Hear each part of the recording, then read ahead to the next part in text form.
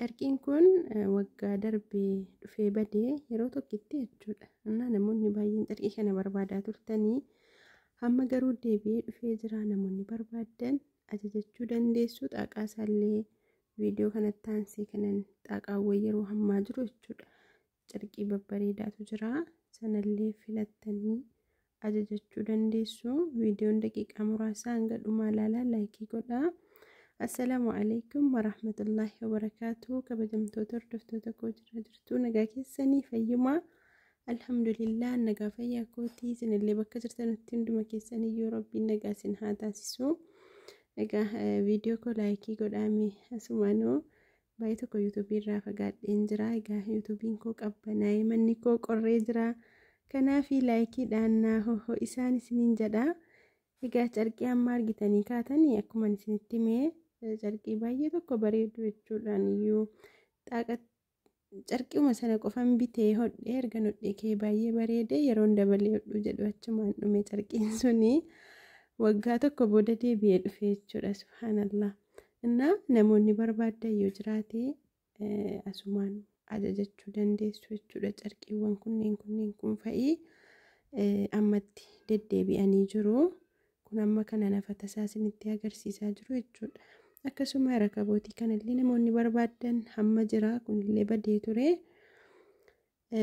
Akka haala kanaan maatii keessanii jechuudha. Egaa rakabootiinis haala kanaan farrashamee saaloonii ta'a gatii ta'e jennaan afata yeroo hojjechiistanii kaatanii rakabootii sufraa bareedaa wajjin itti bituun bareedaadha jechuudha.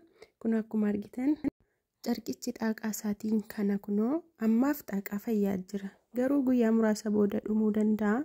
Namoonni afata ajajachuuf karoora qabdan ajajadhaan isiniin jedhatu xaaqaan kun hin dhumin. Kunis kanneen hamma isinitti agarsiisaa jiru kuni kan hammatti jiru jechuudha. Akkasuma immoo yeroo ajajattanu fakkeenyaaf isa torbee 2 booda, torbee 1 booda, ji'a 1 booda qabdii argitanuuf miti.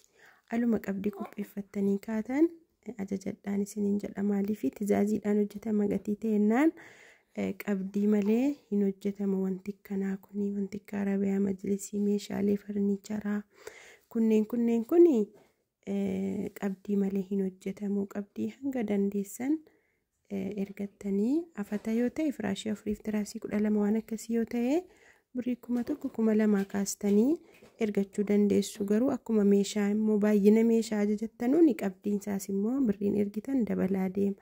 Garuu afata firaashii 4 tiraasii 12 waan akkasii yoo ta'e immoo birrii 1,000 kaastanii ergachuu dandeessu jechuudha. Qabdiin maaf barbaachise? Namni akka namoota baay'eetu nama ajajii ka'ee yaada jijjiira jechuudha. Kanaaf dirqama qabdiin.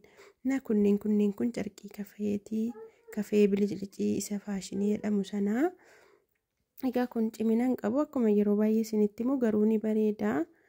Namni haa ta'u lagisiif jettan kan hojjechiifachuu dandeessu. Namni immoo waggaa dheeraatti fayyadamuu barbaadanii carqii arabiyaa majlisii ajajachuu dandeessu jechuudha. Kunillee carqii qiyyaariidhaa fi waan ta'u yeroo tokko yeroo hunda afamuu osoo hin taane yeroo tokko afamee hanguma miicamaa deemuun biliciciinsaa irraa gadhiisaa deema jechuudha. Dhugaa jiruun isinitti hima.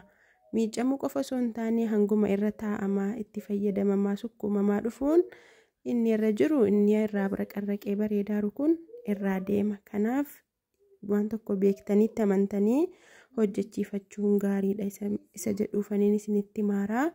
Namoonni ajajachuu barbaadan magaalaa Jimmaa irraa bakka kamiyyuu isiniif qaqqabsiisna. Bakka makiinaan galuu ajajadhaan isiniin jedha.